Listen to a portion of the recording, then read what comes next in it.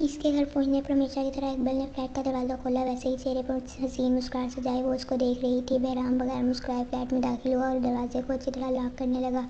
आज जो कुछ इसे अफान से इकबाल के बारे में मालूम हुआ, इसे उस वक्त अपनी बीवी की इस मुस्कुराहट से घिन महसूस हो रही थी। 10 दिन पहले उसकी बीवी याकूब नियाज़ी के फार्म हाउस पर उसकी इज्जत का जनाजा निकाल कर आ रही थी। जो शर्मनाक तस्वीरें अफान ने उसकी बीवी और याकूब नियाज़ी की इसके सामने रखी थी, इस वक्त शर्मिंदगी के मारे बहराम का मरने का दिल चाहा था। अफान खुद भी बहराम के तासरात देखकर सख्त शर्मिंदा हुआ था, मगर इन सब बातों का बहराम के इल्म में होना भी ज़रूरी था, ताकि बहराम आगे जाकर कोई नुकसान नहीं उठा सके। वो आहिस्ता आहिस्ता बहराम को इकबाल के बारे में सब बताता चला गया, जिसे सुनकर बहराम के बस रोने की कसर बाकी बची थी। 2 भाइयों की आसमान शुदा लड़की उसकी बीवी, आज फिर मूड ऑफ है तुम्हारा क्या? फिर किसी मुजरिम को सजा देकर आ रहे हो? इकबाल उसके ख़राब मूड का अंदाज़ा बहराम के चेहरे के तासरात से लगा चुकी थी। जब भी बहराम से पूछने लगी, सज़ा देकर आ नहीं रहा बल्कि सज़ा देने वाला हूँ, वो भी सख्त से सख्त। बहराम इकबाल का चेहरा देखता हुआ संजीदगी से बोला और अपनी कैप और स्टिक टेबल पर रखने लगा। एक तो तुम्हारी इस सख्त तबीयत से मैं बहुत परेशान हूँ। कभी कभी तुम्हारा रवैया मेरे साथ इतना सख्त हो जाता है, तुम्हें खुद भी अंदाज़ा नहीं होता है। इकबाल बहराम के करीब आकर उसके सीने पर हाथ रखती हुई बोली, तो बहराम ने फ़ौरन उसके हाथ अपने सीने से झटक कर दूर किए। मुझे अपनी इस वर्दी से बहुत मोहब्बत है, इसे अपने नापाक हाथों से छूकर मैला मत करो। बहराम के लहजे में ऐसी हकारत थी कि पल भर के लिए इकबाल सन्नाटे में आ गई। क्या क्या कहना चाहते हो तुम? क्या मतलब है तुम्हारा इस बात का? इकबाल बहराम के सामने खड़ी होकर उससे उसकी बात का मतलब पूछने लगी। मुझसे शादी से पहले कितनी रातें याकूब नियाज़ी के बिस्तर पर उसके साथ गुजार चुकी हो? बहराम के पूछे गए सवाल पर लम्हा भर लगा था। इकबाल का रंग फक हो गया, मगर दूसरे ही लम्हे उसने घबराहट और अपनी उठती रंगत पर काबू पा लिया। क्या फजूल बकवास कर रहे हो तुम? कौन याकूब नियाज़ी? इतनी घटिया बात अपनी बीवी से कहते हुए शर्म आनी चाहिए तुम्हें। अगर उसको कहीं से भनक लगी तो इकबाल ने अपनी तरफ से भरपूर अदाकारी करते हुए बहराम को शर्मिंदा करना चाहा, मगर बहराम ने जवाबी कार्रवाई मुँह से करना ज़रूरी नहीं समझी। उसने सख्त हाथ का एक जानदार तमाचा इकबाल के गाल पर सीध किया, जिससे वो चाहकर भी खुद को संभाल नहीं पाई और फर्श पर जा गिरी। बहराम ने मुट्ठियों में उसके बालों को भरकर उठाकर अपने सामने दोबारा खड़ा किया। और तुम एक बदकिरदार और बदचलन लड़की हो। कह दो कि मैं तुम्हारे बारे में झूठ बोल रहा हूँ। बोल दो कि तुम याकूब नियाज़ी की रखील नहीं हो। बहराम के थप्पड़ से उसका होंठ फट चुका था, जिससे खून रिसने लगा। वो इकबाल के बालों को मुट्ठियों में पकड़े उससे पूछने लगा कि बहराम के खतरनाक तेवर देखकर इकबाल बुरी तरह खौफजदा हो चुकी थी। अगर वो सच बोलती तो बहराम उसकी जान ले लेता, और अगर वो झूठ बोलती तो बहराम तब भी उसका अशर बिगाड़ देता। आज वो बुरी तरह फंस चुकी थी। बहराम उसने मुझे ब्लैकमेल किया था। वो चाहता था कि मैं तुमसे बॉबी के मुतालिक सारी मालूमात।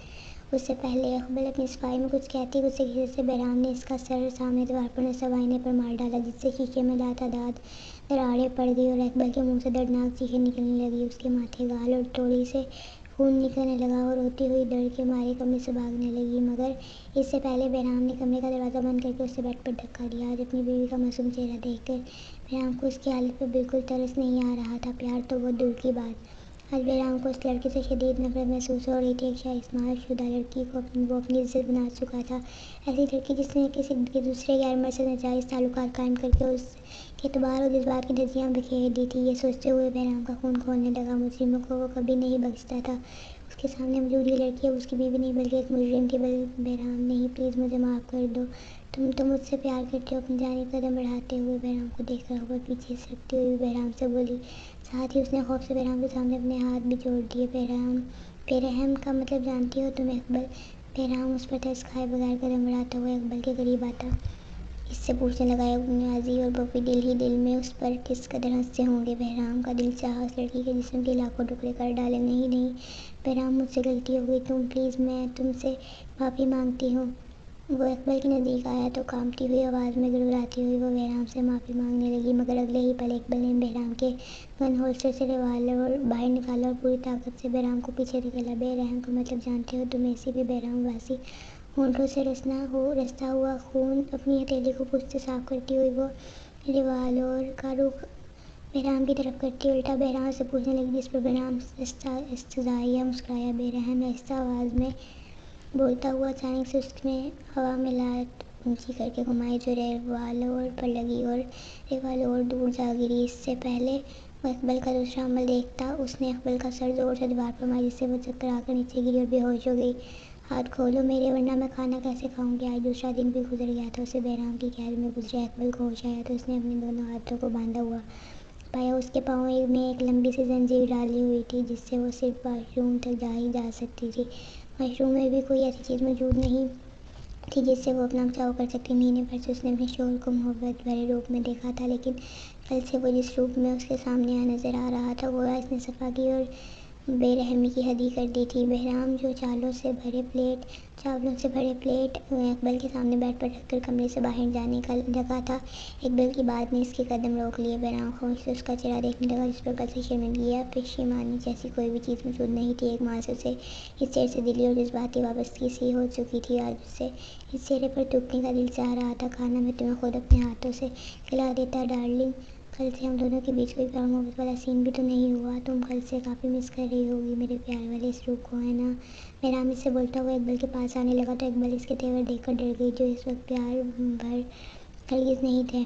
नहीं, मेरे करीब आने की ज़रूरत नहीं है, प्लीज़ दूर चले जाओ मुझसे। बेड की जिस सिम से बहराम इकबाल के पास आने लगा था उसके मुखालिफ सिम से इकबाल बहराम से डर के बेड से नीचे उतरने की कोशिश करने लगी। बहराम ने बेड से बांधी हुई जंजीर अपनी जानिब फेंकी तो इकबाल रोती हुई उसके पास खिसकती हुई खुद चली आई।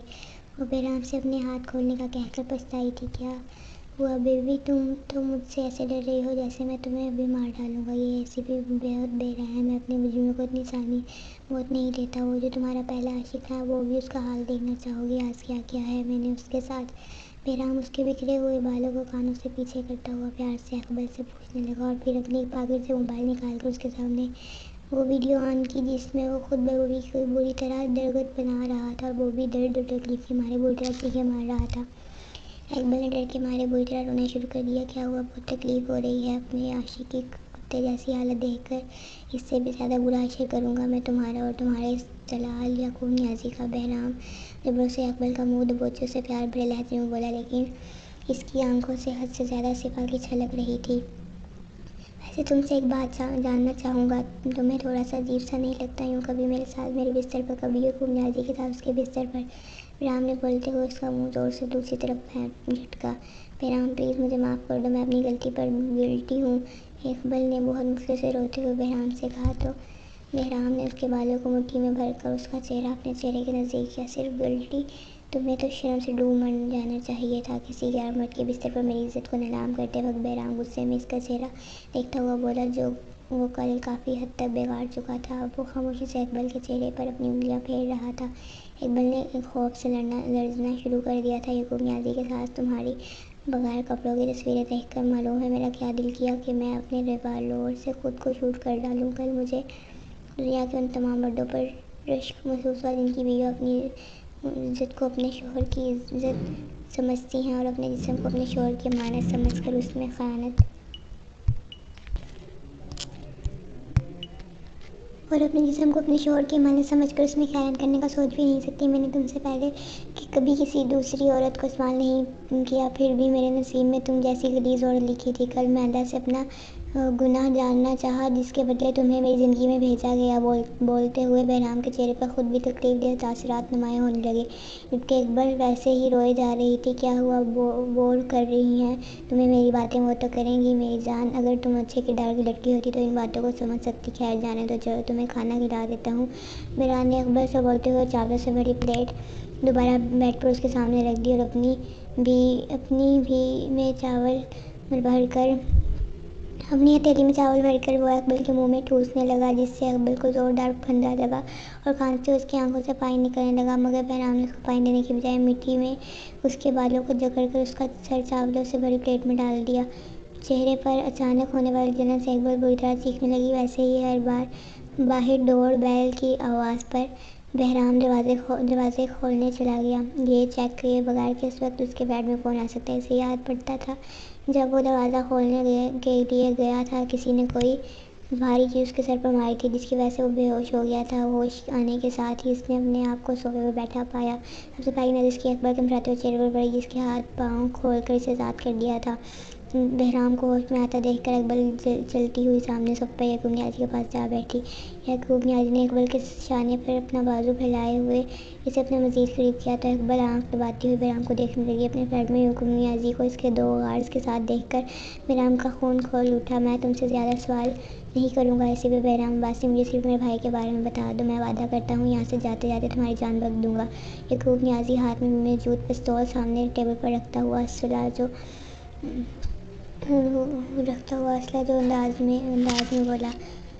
बहराम सामने दीवार पर घड़ी में वक्त देखने लगा। थोड़ी देर बाद उसके फ्लैट पर मेहराम का अजान था। आज ही मार डालना मैंने तुम्हारे भाई को कुत्ते जैसी मौत नसीब हुई है। उसे अपनी रखील को उठाओ और दफ़ा हो जाओ यहाँ से।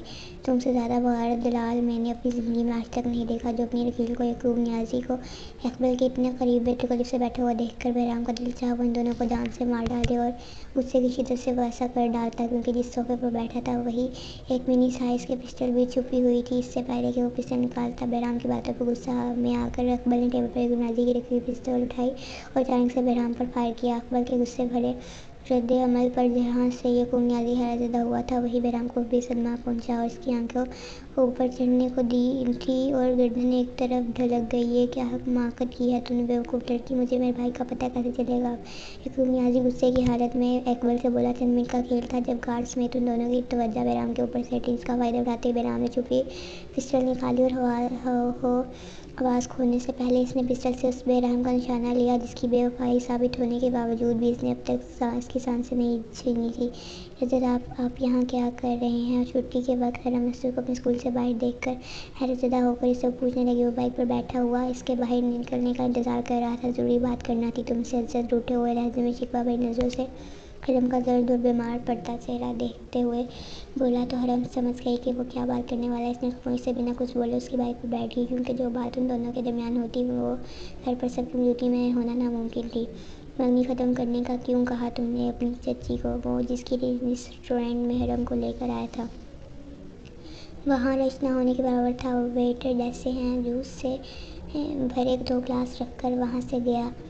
इज्जत हरम से पूछने लगा ये आपको पसंद करती है। हरम अस्सद की आंखों में देख के बगैर मेज़ की सतह को घूरती हुई आहिस्ता आवाज़ में बोली और तुम अस्सद के दूसरे सवाल पर एक नज़र। हरम ने सर उठाकर अस्सद को देखा फिर वापस अपना सर झुका लिया। वो आज इसकी आंखों में देखकर बात नहीं कर सकती थी। मेरी क्या हैसियत है भला, तो वहाँ बड़े लोगों की खुशी इसी में है कि आपकी और निकी की शादी हो जाए। हरम अपना दिल मजबूत करती हुई इज्जत को बताने लगी क्योंकि जब से इज्जत चच्ची ने अपने घरवाली बात सबिया खाला के सामने की थी तब से सबिया खाला भी अपनी निकी को अपनी बहू बनाने की कोशिशों में लगी हुई थी। इसके पास तो ना ही माँ बाप थे और ना ही घर जैसी नेमत, मगर मेरी खुशी तुम्हारे साथ है हरम। हज़रत बेबस से बोला। हरम ने इसकी तरफ देखा तो नहीं था मगर वो इसके लहजे में छुपी बेबसी महसूस कर सकती थी। नगी बहुत अच्छी लड़की है हज़रत, आप उसके साथ बहुत खुश रहेंगे। हरम अपना दिल बड़ा करती हुई उसे समझाने लगी। वो अपने मज़हब पर खुद भी हैरान थी। इसने अपने आंसुओं को आंखों से बाहर नहीं आने दिया था। कमाल जब कम ज़ाहिर किया था आज उसने। मैं उस लड़की के साथ कैसे खुश रहूँगा जिससे मेरा दिल नहीं मिलता। मैं जानता हूँ रिश्ते से इनकार तुमने खुद नहीं किया, ये हमारे बड़ों ने मिलकर तुम पर दबाव डाला है। हरम प्लीज़ तुम मेरा साथ दो तो सब ठीक हो जाएगा। अगर हम दोनों आज ही निकाह करने के बाद सब घर वालों को बताते हैं। अजद ने जो हरम से आगे बोलना चाहा तो हरम तड़प कर उसे देखा, इससे खामोश हो गया। मैं बहुत ज़्यादा बुद्धि लड़की हूँ से इतना बड़ा कदम नहीं उठा सकती और इस तरह चुप कर निकाह करने के बाद क्या खाला खालू आपकी नज़रों में, आपकी बहनों की नज़रों में मेरा वो मुकाम बरकरार रहेगा। आप खुद भी इसको बात को बेहतर समझते हैं जैसा तुम सब चाह रहे हैं। आप मान जाए, जिद करने से कुछ हासिल नहीं होगा और आइंदा मुझसे इस तरह मिलने और बात करने से गुरेज कीजिएगा। मेरे पास एक इज्जत के सिवा कुछ भी नहीं है। हरम अस्सद से बोलती हुई उठकर वहाँ से चली गई। अरे यार ले जाओ वापस इस यखनी के बाउल को, अब ठीक हो गया हूँ मैं। बहराम बेजार से लहजे में एक से लबाब भरे प्याले को देखकर जिया से बोला जो पिछले 1 माह से उसे ज़बरदस्ती यखनी पिलाई जा रही थी। बहराम की बात सुनकर जिया बहराम को आंखें दिखाती हुई बोली मेरे सामने ज़्यादा नखरे दिखाने की ज़रूरत नहीं है। रोज़ाना की तरह शराफत से सारी यखनी ख़त्म करो। मालूम है ये कितनी फ़ायदेमंद है तुम्हारे लिए। अपनी रवानगी से पहले मैं तुम्हें पहले की तरह हशार विशाश खुशबाशी से मन देखना चाहती हूँ। बहराम के नखरे तो उसने शुरू से ही बर्दाश्त नहीं किए थे। वो अभी भी रोज़ाना की तरह उस पर वो जमाती हुई बोली जिसके मना करने के बावजूद लैपटॉप के लेकर बैठ चुका था। तनकीदी निगाह जिया ने लैपटॉप पर डाली तो बहराम को लैपटॉप बंद करके साइड पर रखना पड़ा। बहराम ने बड़ा सामना बनाया जिसकी परवाह किए बगैर जिया ने इसे यखनी से भरा बाउल पकड़ा दिया। अब मैं पहले की तरह से मुकम्मल सेहतमंद हो चुका हूँ, मगर पहले की तरह याश और खुशबाश हो जाऊँ ऐसा शायद ही मुमकिन हो। बहराम ने प्याले में चमचा घुमाते हुए बोला, बोल। तो जिया इसकी बात सुनकर बहराम के पास ही बैठ गई। बेफिक्र हो, मैं कनाडा जाने से पहले तुम्हें पहले जैसा करके ही जाऊंगी। जिया मुस्कुराती हुई बहराम से बोली। तो बहराम ने उसको आंखें दिखाई। अब तुम दोबारा वही सिली सा टॉपिक लेकर मत बैठ जाना कि दोबारा घर बसा लो, शादी कर लो, तौबा कर लिया है इस काम से। अब बहराम जानता था जिया से ही कुछ बोलेगी, इसलिए वो पहले इसको टोकता हुआ बोला, क्यों क्या तुम्हारी ज़िंदगी में अभी भी वो बेशरम लड़की अहमियत रखती है जिसके गम में मुब्तला होकर तुम दोबारा अपनी नई ज़िंदगी शुरू नहीं कर सकते हो। जिया को जैसे आज फिर मौका मिल गया बहराम को दोबारा ब्रेन वॉश करने का। वैसे भी ये काम ज़रूरी था उसकी रवानगी से पहले। तुम जानती हो ऐसा कुछ भी नहीं है। वो अपनी अहमियत उसी दिन खो चुकी थी जब उसका किसी गैर मर्द के साथ रिलेशन का पता चला था मुझे।